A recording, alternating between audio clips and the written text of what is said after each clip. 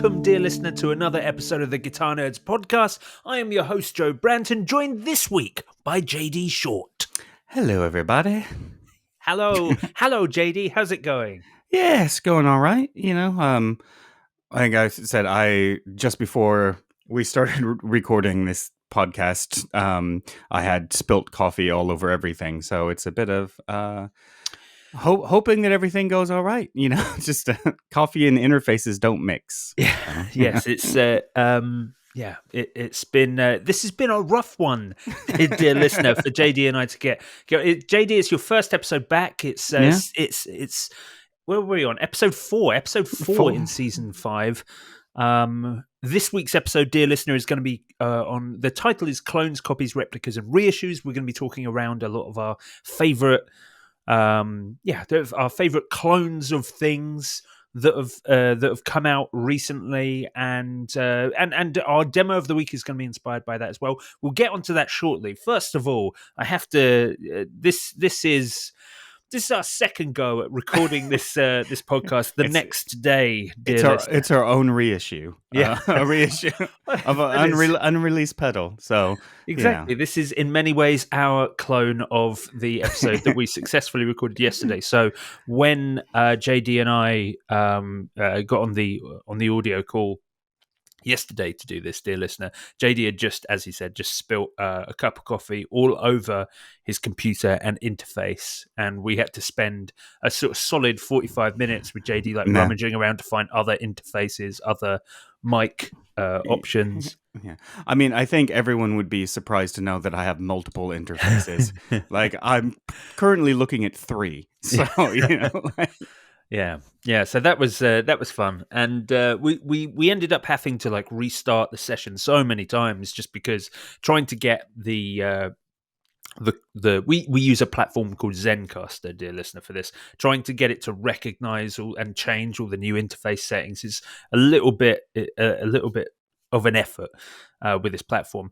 And by the time we got it working, I didn't realize that it had reset all of my audio settings to just be receiving my MacBook Pro microphone. So this morning when I came to edit, I had my audio just being a MacBook Pro laptop mic, and JD had actually settled on using a gaming headset with a little microphone on it, and I was just I gave JD a shout, and I was like, "Can we try again?" Yeah.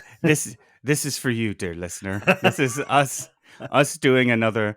I mean, the thing is, you think about, we do the main pod, and then the Patreon episode, and then also because we're mates outside of this, we have about 45 to an hour's worth of chat just generally happening around that. So it's a solid 3 hours or so of us actually sitting down and talking that we're happily going to do again. And we'll see how many of these the points that we cover again.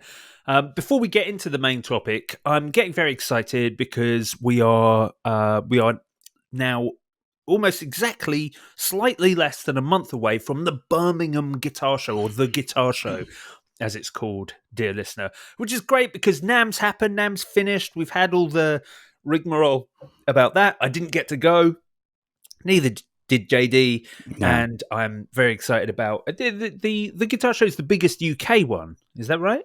Yeah, I mean, it certainly felt like the biggest for me. It's the one where, last year when we went, it was certainly the one that had probably the most manufacturers there, as well as a lot of shops and things. And it's so different than NAMM because it's much more of a you can pick up and play sort of stuff, and it's not like a closed trade show like NAMM is theoretically and everything else. And it's just really fun. It's just really fun to see everyone. It honestly has a lot of the same vibes as NAMM without being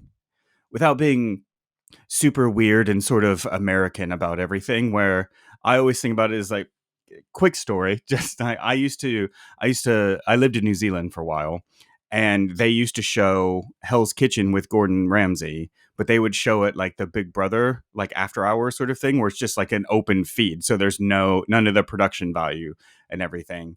And then when I came back to the US and started watching like Hell's Kitchen just on, regular television, it was, every sort of lead in and outro of the like ad break was just like, it's like this giant, like everything being super over the top all over the place. And you're like, this is really off-putting after not having been here for a bit. Or the other relevant thing for this week, at least, is they did the same thing with like the Super Bowl and the playoffs, because I'd watch playoffs like Monday mornings, NFL playoff games, and they had a shot from a blimp above the stadium, so the Goodyear blimp in the US, and it was because in New Zealand they don't have nearly as many ad breaks.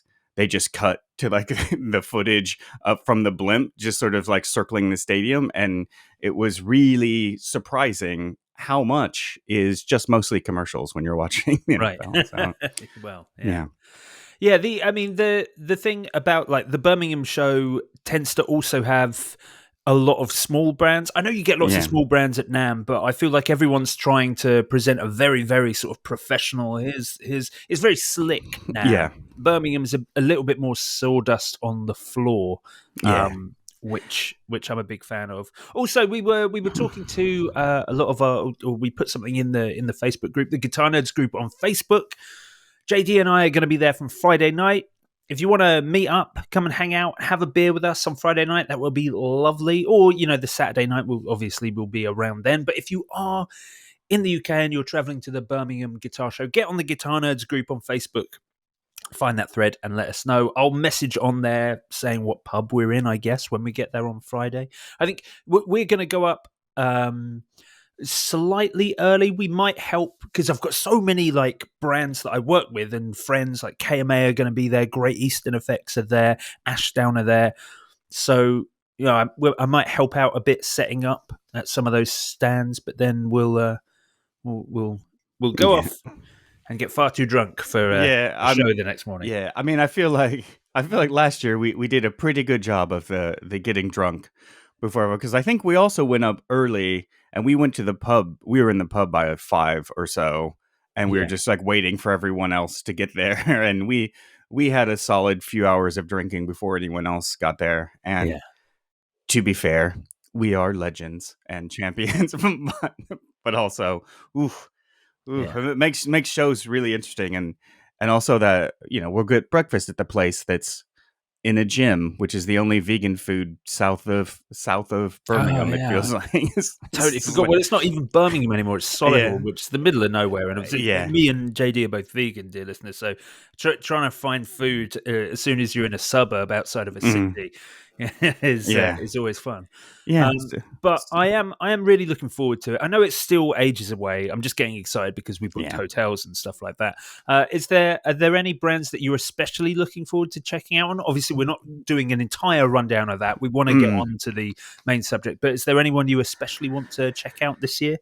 Yeah, I mean, I think what's interesting is, so like some of the stuff that's caught my eye is like Sontronics will be there. Like it's a microphone company, UK based microphone company. I really like them. They're lovely people. I think it's just interesting that they're there, right? At a guitar show, and I have several of their mics and I like them. Also, ACS, like all the hearing protection stuff. It's a good time to come and get your molds made. So if you're not going to book something at Boots or whatever.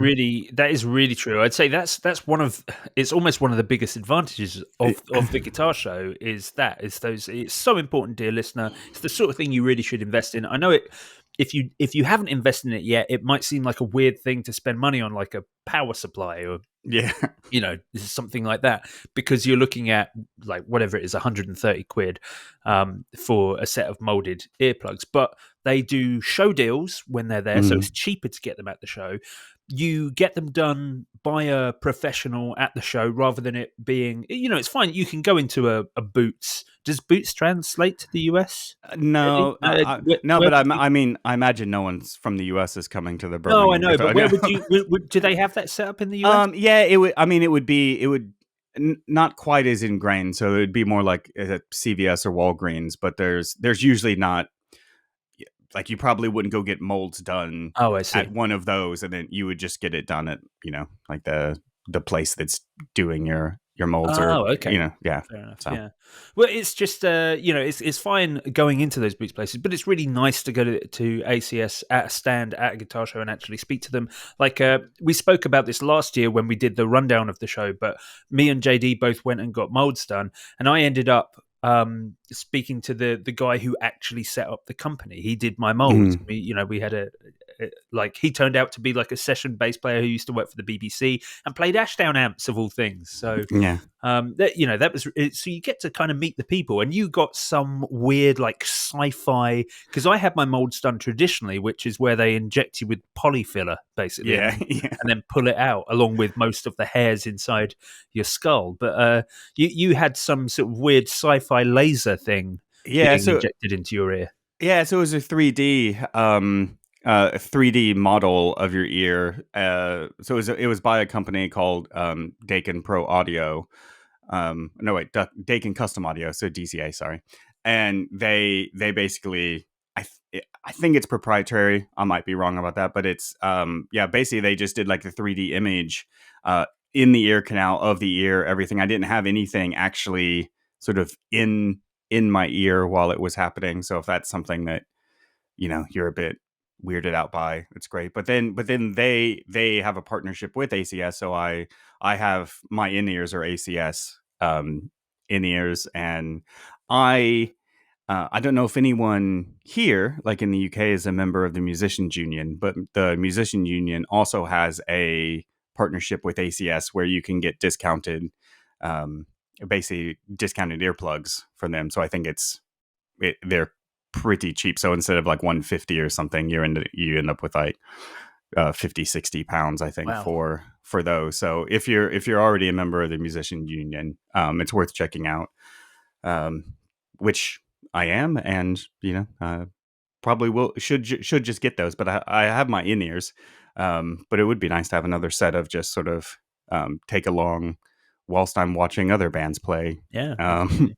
Yeah, like I have my set for other bands right here, a little ACS set. If you're watching on YouTube, dear listener, and I got like a 15 decibel cut. They come with a little string and a little clip, so you can clip that onto the back of your shirt, which is very handy because I used to lose them all the time when I take them out. And then you even get to choose the color. I chose black. yeah. But yeah, they're really good, and you can choose the decibel amount. I went for 15, which is actually what they recommend for, I think, drummers, but I just found 17, which is 17 decibel cut, which is what they recommend for guitarists. It cut so much high end because it's not a flat cut Mm, that I found I could hear bass really well, which was great. But if I was ever playing a track where I really needed cues from the guitars, there was so much less high end getting through that I just couldn't hear well enough. So the 15s do really well, and yeah, I still get a nice even spread. I can hear the cymbals, I can hear the guitars. But it gives the bass a little boost, which is quite nice. It's almost like free monitoring without yeah. having in-ear monitors for bass players exclusively. Yeah. For guitarists, yeah, sorry, yeah, you're done. But for bass, Yeah, no. good. I mean, I think that it's one of the great things about going to shows, and it's one of those things. For years of going to NAMM and everything, I'd always been like, oh, I'm going to get my molds done, because that all the companies usually run specials and stuff there too, and then I just never got around to it. Also, just come back to the question, like some of the other, I mean, really, I'm excited to hang out with most of our friends, Yeah, brands and stuff. So, so like everyone at like Hampstead and Fidelity, and James's Hometown, and like sort of all the just getting all the gang back together and stuff, as far as like sort of official like exhibitors and things like that. There, I I'd also actually I think I saw Fuzz Roches is there. Do you think? Really? Is Ryan coming over? No, they must be Yeah. distributed by Yeah. someone. It must Yeah. be like a distributor because I find that the Birmingham show puts down every brand that are there. Yeah. So if Audio Distribution Group are there Yeah. who distribute for KMA, for example, but they distribute for like Diamond pedals, for Earthquaker Devices, like loads of pedal brands. And they'll list every single pedal brand. It doesn't mean they're there. It just means that ADG might have a couple of their pedals in Yeah. their booth. Oh, that makes sense. Yeah.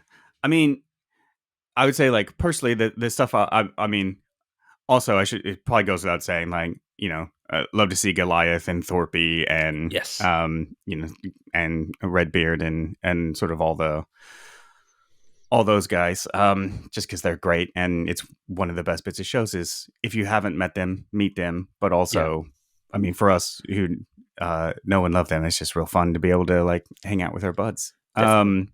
Goliath I'm are working on a new really simple overdrive that's kind of bass voiced. I think yeah. in many ways it's accidentally similar to the BLUMES, which we're going to talk about on the Mm. demo this week, which kind of inspired our Clones, Copies, Replicas, and Reissues title.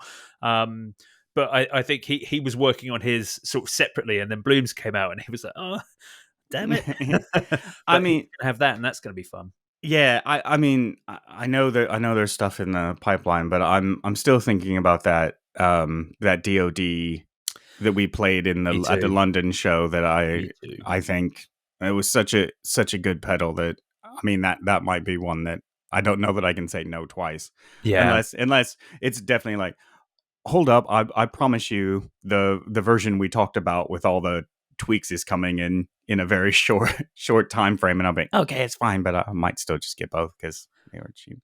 Yeah. Also, I'm really excited to maybe try some more Reverend stuff because the booth Reverend had last year was, I mean, they had loads of stuff, and Yeah. so it's always cool. I'm sort of on like a little bit of a Reverend kick again because Michelle and Dago Cello won a Grammy. So I'm a bit like, I was like, oh yeah. And then that her like new album's fantastic anyway. So it's like, it's not super bassy necessarily, like certainly compared to like Plantation Lullabies and stuff. But I was like, oh, yeah, it's just, maybe I'll play a Michelle and Dago Cello Reverend. So no.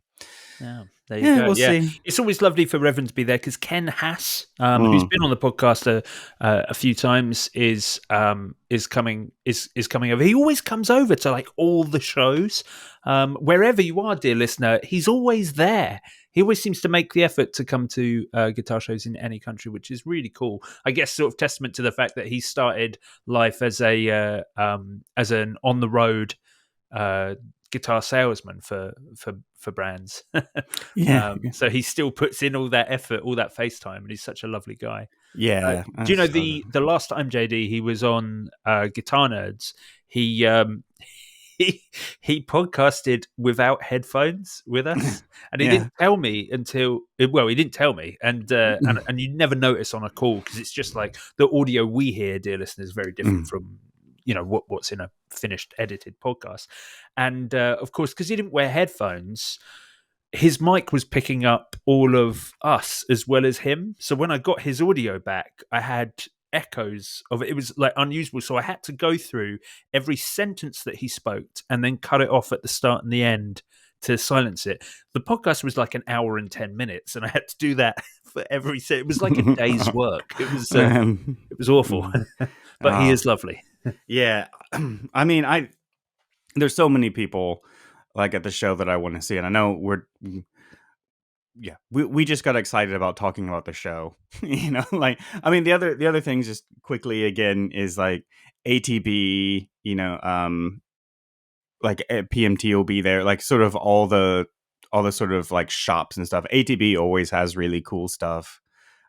If you like vintage, wonderful stuff, ATB is so good. I do find them a little overpriced, but then I guess they're almost as compared to what, like a private seller. Yeah, I guess they are a little bit, but they have such an incredible range of vintage stuff and rare vintage stuff that it's lovely to see.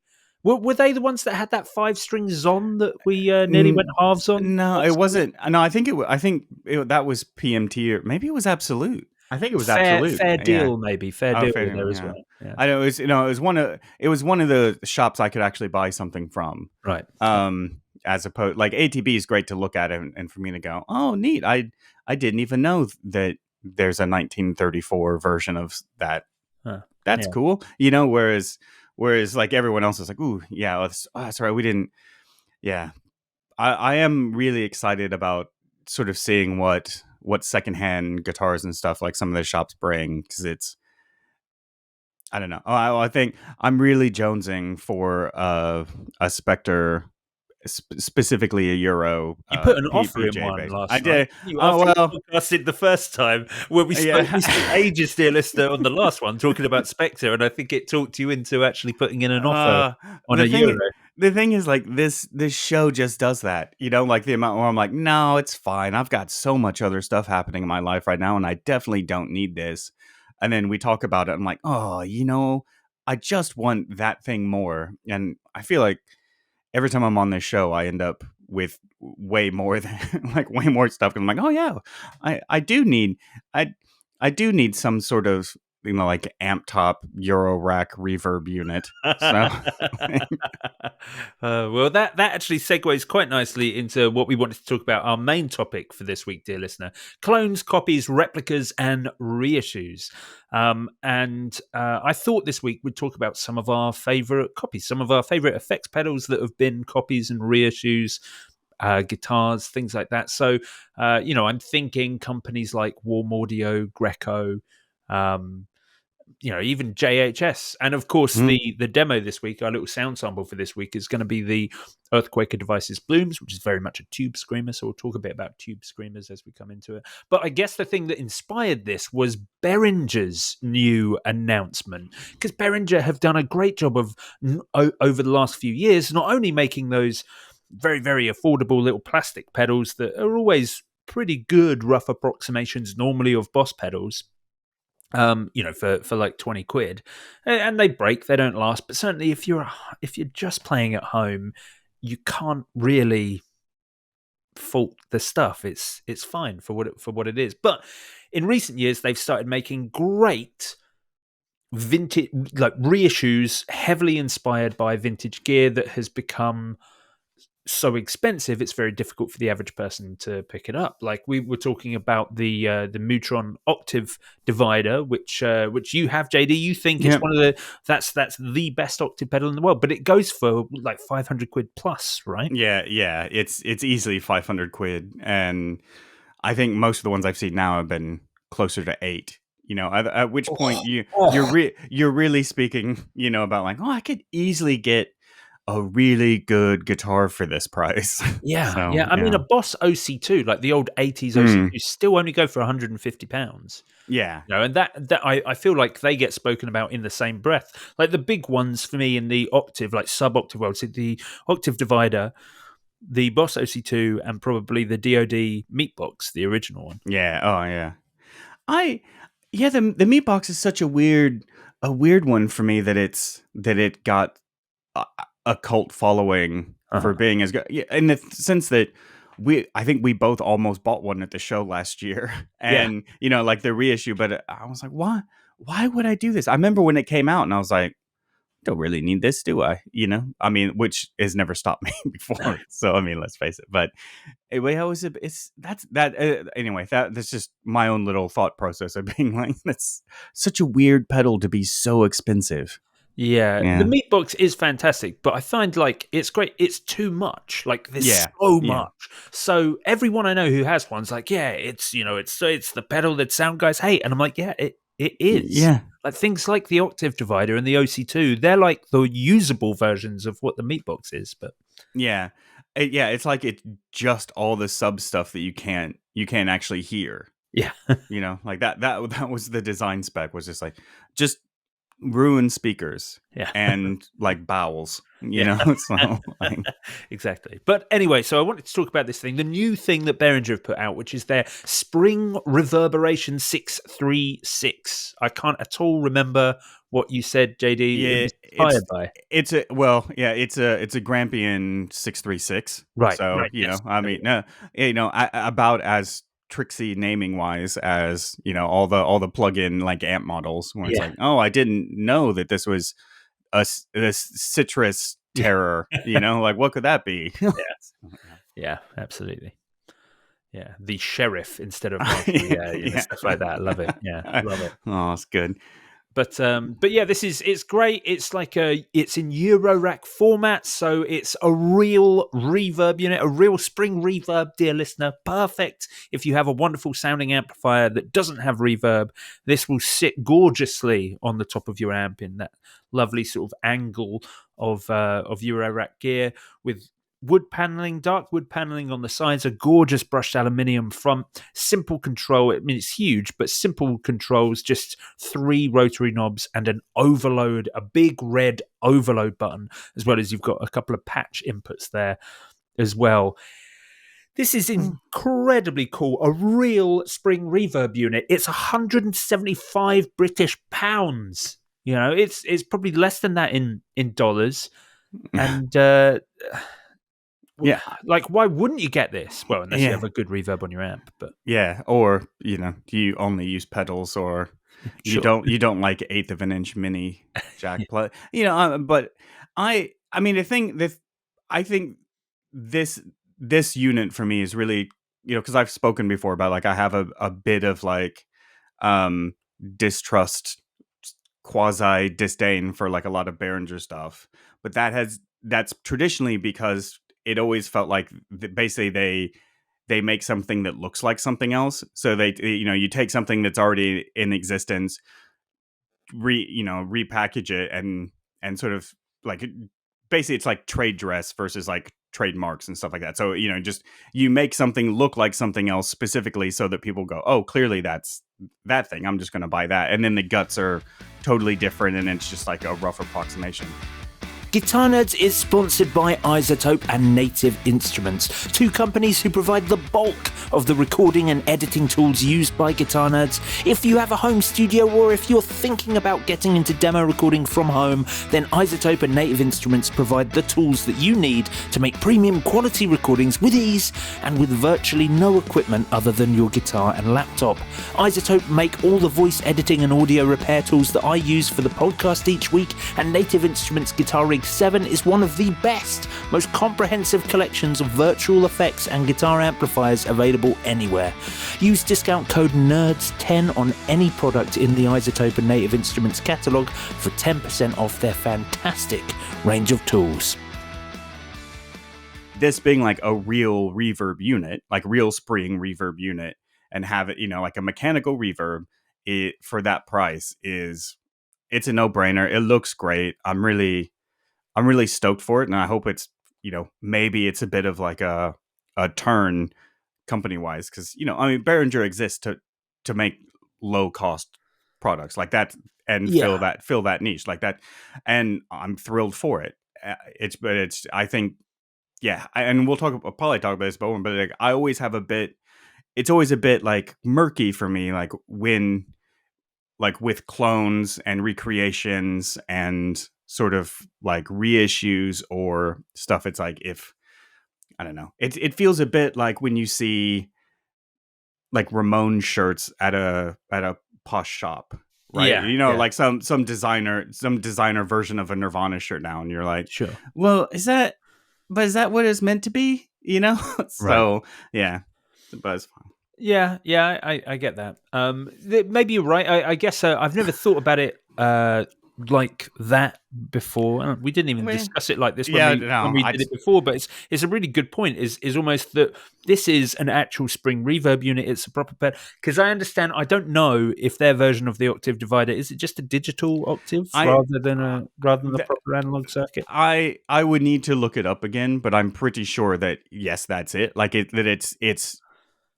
just looks like the pedal. It doesn't sound like it. Yeah. Oh, and or it sounds like it, but it's. I mean, because the thing about that pedal is, and for me, why it's such a revered pedal is it's very analogy, but the tone octave down that it produces to me just sounds like a musical tone, as opposed to like the OC2, which is a bit synthy and does a different thing. Yeah. Yeah. So I and to be fair, I haven't actually played the Behringer one, but it's just, it's my knee jerk reaction and, and stuff. But another difference for me though, too, is that with this unit, it's a unit I hadn't heard of, and it's a unit from a company that doesn't exist and make these anymore. Whereas like Mutron still exists, and they still have their version of that pedal at the same time. So it's not like, oh, it's like uncovering an archive. It's so where this feels like, oh, here's a piece of gear that I would love to have, but there's only 2,000 of them in the world, and they're 70 years old, and who knows what state they're in. So Sure. yeah.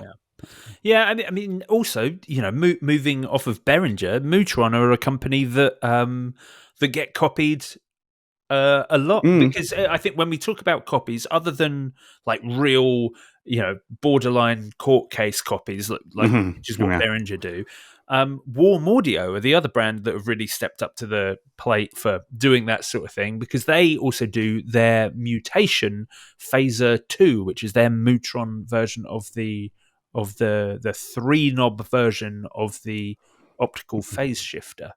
But they're making, the whole idea with Warm Audio is they're making things from the ground up to be like the old, the things that are inspired by them.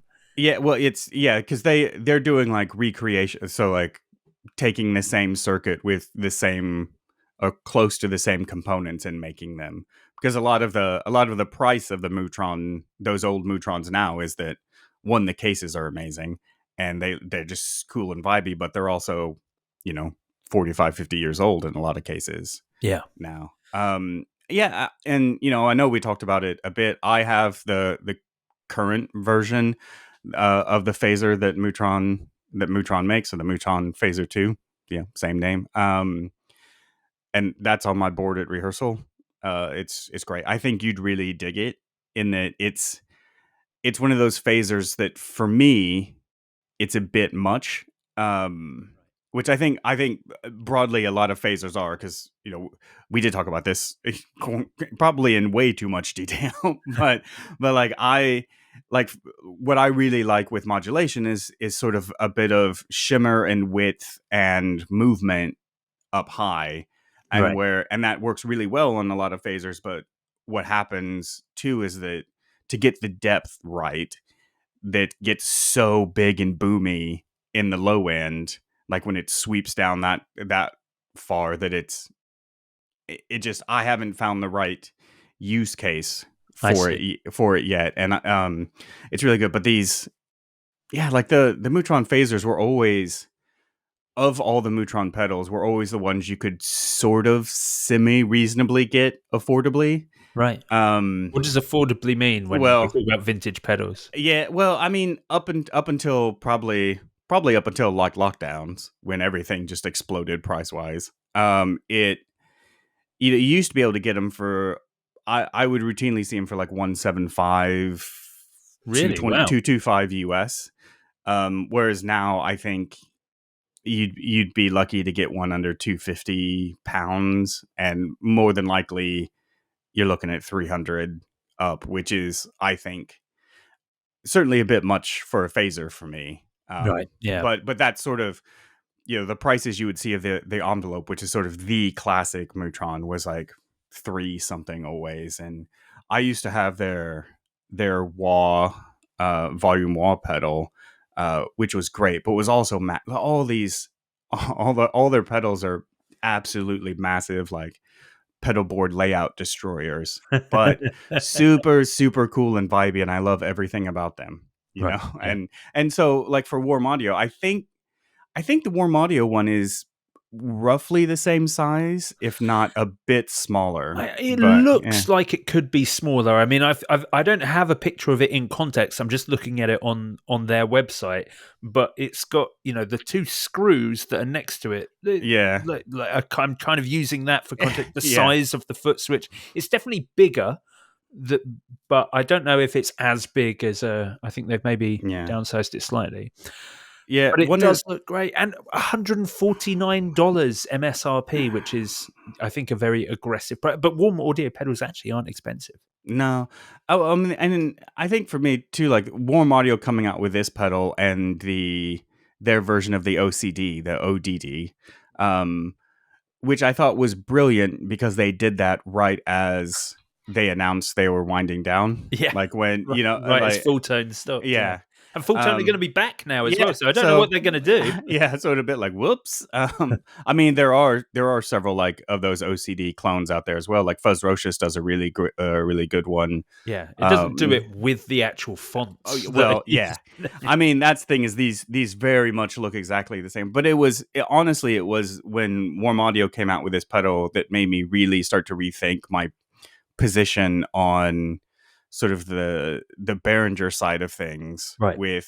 Because I was like, why am I okay with Warm Audio doing this and not Behringer?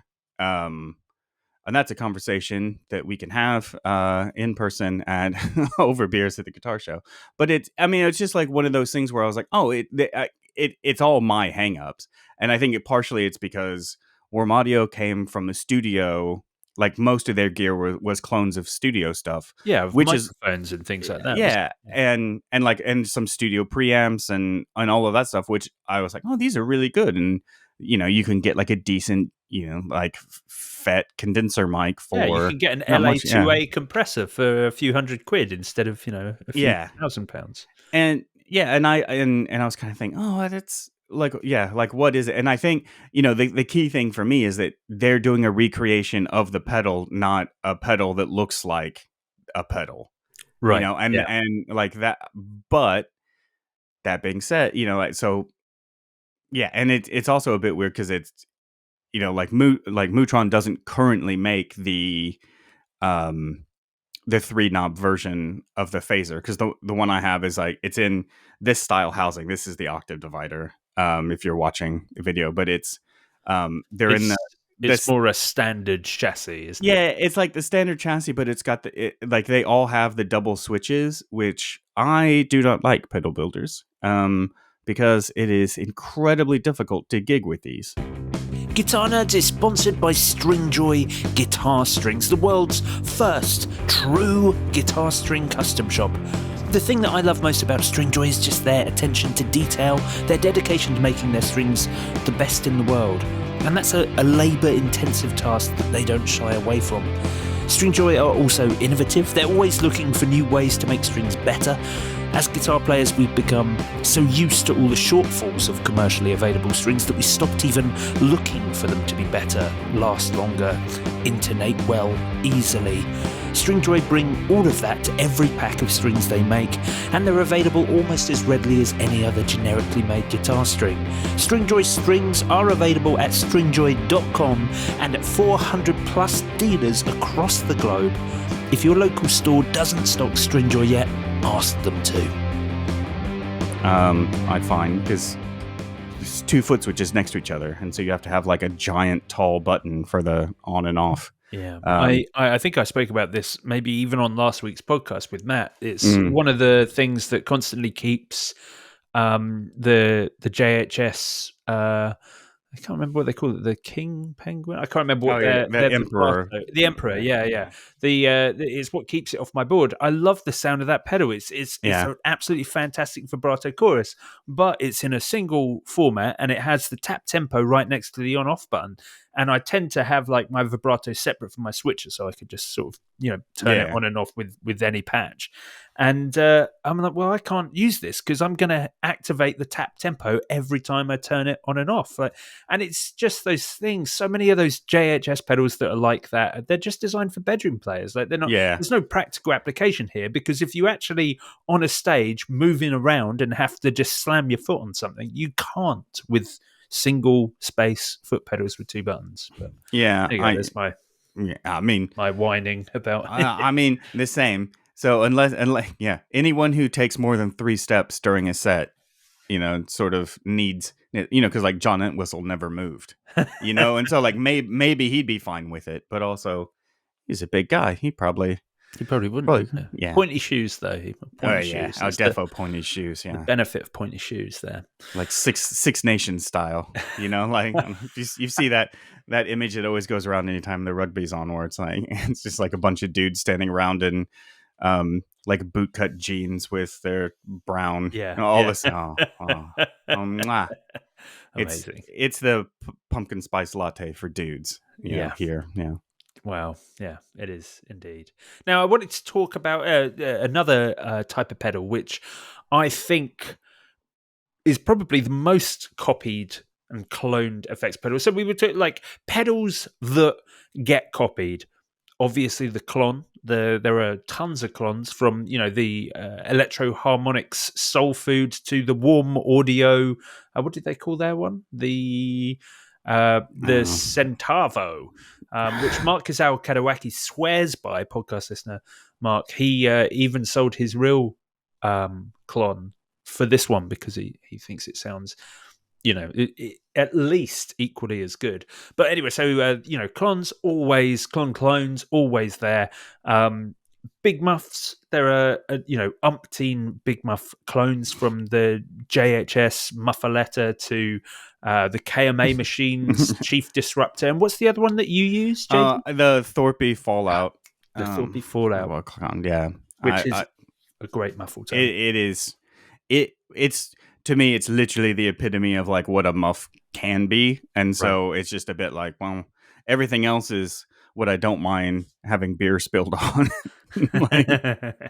Yeah. And kind of joining those. Certainly last year, I feel like last year was a big year for it. It was the year of the Rat, as we all said, was the Proco Rat. Everyone started making copies of the Proco Rat. And I feel like those are the big ones. They're the ones that always get copied. But the one that seems to get copied more than anything else, I think, is the Tube Screamer. Everyone's got an iteration of this Tube Screamer. And that's, I think, probably because it's the most usable overdrive, just a slightly mid-bumped, low-gain overdrive. Metal guys use it because running into high-gain amps, you don't want a high-gain pedal. You just want something that's pushing a little bit more, giving a little bit. It's great for blues guys because into a clean amp, it gives you that sort of edge of breakup tone. And it's the sort of like a mid-pushed drive is the sort of drive that a bass player wants a lot of the time. I mean, often bass players want scoop stuff. Now, if you're not in metal bands, then you probably want a little bit of a bump on your overdrive. And whilst you can't use a tube screamer, a traditional tube screamer, because it doesn't have the broadness of EQ, you can use something like the Earthquaker Devices BLUMES, which is the pedal we're going to talk about for this week's sound sample. And the BLUMES from Earthquaker Devices was originally supposed to be just like a limited edition one-off for one of their retailers. I don't know who they did. Jamie Stillman mentioned it in a video, but he didn't say which retailer. But then after they passed it around Earthquaker Devices shop, where offices, everyone liked it so much they decided to make it a permanent edition.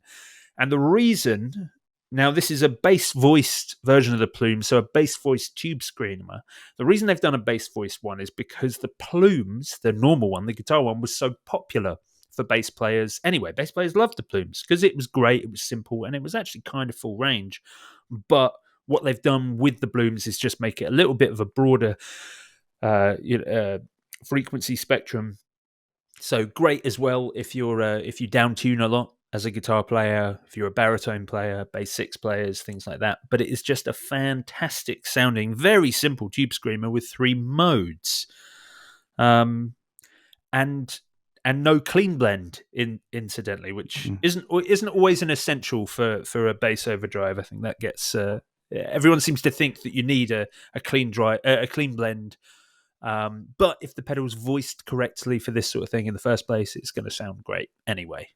Yeah, I certainly when we're talking about using it as like a boost or sort of an always on, it's not really necessary. It's not really, if you're not using it as a drive, then you certainly don't need a clean blend. I also, just a plug for makers out there, I think clean blends are great and I do love them. They're not the be all end all. If I had my preference, it would always just be sort of a crossover more so than a clean blend. So you could choose where that frequency was being boosted. Yeah, or just sort of well that, and so like certainly with like the Tube Screamer thing, if there was a place where I could, if the mid was on a scale where I could adjust where the midpoint is, that would be lovely.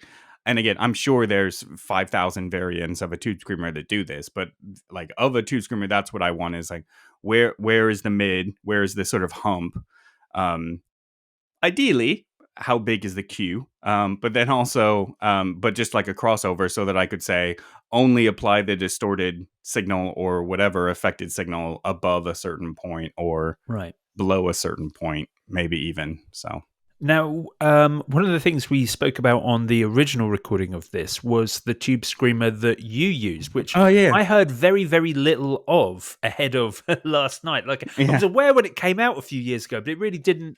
It wasn't something I especially got into. It was the one that Ibanez did with Korg. Well, they did it with New Tube, which is, I think, Korg owns now. So it's the Tube Screamer, like New Tube. What is it actually called? New Tube Screamer, NU, like cool metal. But New Tube is it's Hold a solid. Back and up a little bit. That's out of shot. Just for people. There you go. Yeah. Great. Sorry. That's right. But the New Tube is basically like a solid state, a solid state network that goes instead of a valve. So it's not actually valve. And Korg put a lot of these. They came out with a range of synths when they first sort of, I think this is true, like acquired New Tube, like the technology, so that they put a lot of stuff in their synth. So they actually had ostensibly valve front ends in their synthesizers without actually having a valve front end and an already delicate thing. But this Tube Screamer is great because it's also got like a clean blend on it, but in an interesting position. So I looked at the schematic since we did this. So this is better information for everybody. In that the mix for the clean and overdrive comes after the drive section, sort of before. So there's there's sort of like an initial gain stage, and then it splits this signal, so it runs in parallel and then goes into clean and overdrive, and then sort of comes back with your tone stack and everything like that. So it's all sort of it's obviously just a really interesting path. So it's not like the clean blends that sort of start at the input where you have two perfect parallel signals. This one has stuff done to it, the other one doesn't have anything, and you just combine them at the end. It sort of has like an initial stage, then splits out, then comes back, and then you kind of do that. So that's really cool. Yeah. And do you find so it's obviously better voiced for bass, but does it still sound enough like a Tube Screamer? Like, because it seems like there's a lot of different stuff going on. I mean, it's the thing is, I feel like a lot of it is just like it just feels like a sort of a posh Tube Screamer. Like this one isn't necessarily bass voiced. It's just I guess the clean blend helps, but it's a bit more open. The other thing is it can also run at 9 or 18 volts. So cool. Certainly at 18, I like it better, in that it just has a bit more headroom and stuff, which is what I tend to find on bass when I use Tube Screamers that aren't really sort of like bog standard Tube Screamers that aren't thought about for bass, that they always just feel a bit muffled to me. Like it feels a bit like a blanket on the tone. It's, which can be nice and can work sometimes, but that's usually not what I'm going for. So yeah, I love Tube Screamers. I just never actually use them for anything. So. Well, I noticed that the YouTube one goes for not a lot of money. Like I think I was seeing them go for like 120, something like that, like 100 quid, 120 quid, something like that. I mean, I think those are pretty good prices on those, because I think I've certainly seen them at like 2. Oh, really? Yeah. Maybe so I've remembered that wrong. Well, no, I mean, I think that's probably right, because I think they're also ones where I think it's my favorite Tube Screamer, right? But they also, if you're going to have a tube screamer, you sort of want the green box, and you sort of want like this is a tube screamer. Like this doesn't feel like a tube screamer. It feels just like one of those weird Ibanez pedals, like when they'll do those like magical pedals of, well, this is great as a totally one-off sort of thing. And if it wasn't called tube screamer, I bet it'd be like a secret, like sort of a secret weapon pedal. But because it's a tube screamer, it's like, well, it's not really it doesn't really have the new old stock chip of the TS blah blah blah. Like it's got that sort of like comic book geek bias against it. So I see. Yeah, it looks like they actually do go for around 200. There's one for £140 at the moment, but it looks like normally they do go for a couple of hundred quid. Yeah. I mean, I am trying to buy a Spectre, so if anyone's in the market for a new tube, just hit me up. It's fine. Yes. Well, anyway, coming back to the Earthquaker Devices BLUMES, I really liked this pedal. We're going to play the sound sample now so you can hear what it sounds like. I have demoed it on bass, obviously, because it is a bass pedal, dear listener. So as I say, really simple, level, master tone stack, which is, doesn't really do much, and the gain stage, which has a really broad frequency spectrum. Then it has three different clipping modes, which were great because in the middle it's wide open, really great for sort of low gain preamp stuff. But then in either of the other modes, 1 or 3, the gain stage is much more increased, so you can get some really nice fuzzy tones, which is kind of cool. Like pretty versatile. If you were just using this in a studio and you wanted both of those sounds, you can just do it with the flick of a switch and a slight adjust of your gain knob, which was great. I played this demo in with a 1969 Precision bass, and I was running it into a I was running it into a Sansamp VT preamp pedal, which was voiced around the is it VB4 or V4B? Yeah. V4, whatever.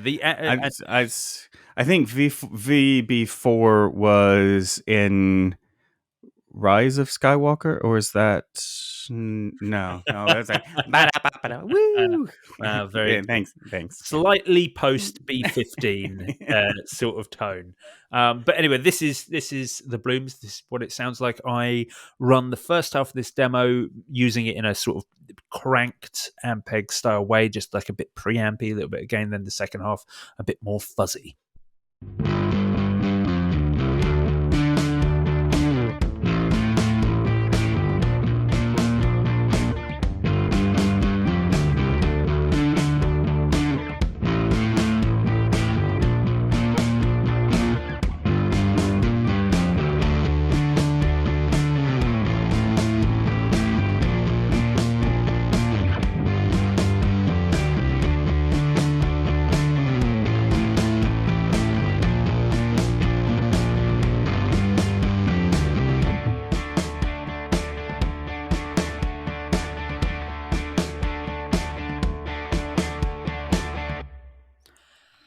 The Earthquaker Devices BLUMES. It's like £100, this pedal. Earthquaker Devices do a great job of that. Like being like, here's this incredible, super boutique, wicked pedal, lovingly built, and it's no money at all. Good. I mean, I love Earthquaker. They always make great stuff. They're really good people. I had a NAMM booth across from them one year, and it's a lot of fun. Good peeps. Jamie Stillman is a really nice guy. Yeah, I love a good bass the player. Yeah, and I love the idea of being able to like actually go into shops and get something as good as an Earthquaker pedal too. So they did. We've spoken about it a bunch, but they were kind of. I do think of them as being like it was them and JHS that were the two boutique companies that suddenly became absolutely massive. JHS, have done, I guess, a better job of dominating the internet.